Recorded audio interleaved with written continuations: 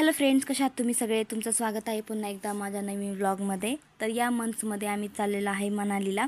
त्याची शॉपिंग आमची चालूच आहे. तर आज मी आलेले आहे डिकॅथलॉनला. इथे तुम्हाला थर्मल जॅकेट, थर्मल इनर, स्पोर्टचे सगळे कपडे भेटून जातील. हा मॉल हिंजवडीमध्ये आहे. तर आता आम्ही चाललो आहे आतमध्ये. तुम्ही बघू शकता, एंट्री घेताच मुलं चालली खेळायला. त्यांना खूप आवडले तिथं, त्यामुळे मुलं गेली खेळायला. इथे सर्व प्रकारचे स्पोर्टचे कपडे भेटून जातील तुम्हाला. जर स्विमिंग, परत बॅडमिंटन, असे बरेच काही कपडे इथे भेटून जातील. शूज आहेत. क्वालिटीसुद्धा खूप भारी आहे इथल्या कपड्यांची.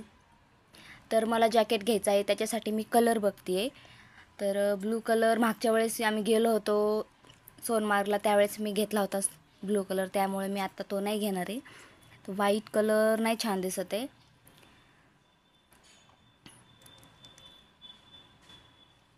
काय घेऊ काही सुचतच नाही आहे.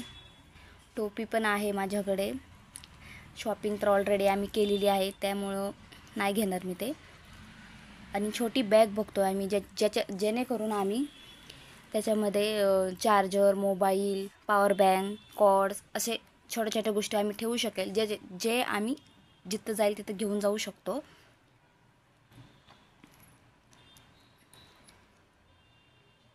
हा रुद्र कॅडबरी खातो तिथं.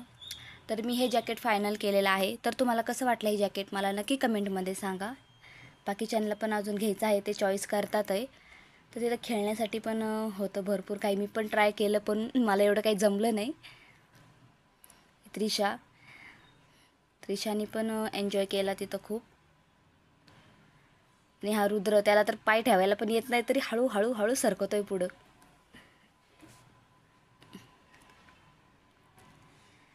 हिला तर तुम्ही ओळखतच असाल, माझ्या व्लॉगमध्ये तुम्हाला सारखी दिसतच आहे.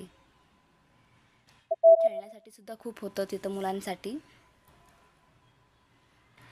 तर कसा वाटला तुम्हाला आमचा आजचा व्लॉग मला नक्की कमेंट करून सांगा. तर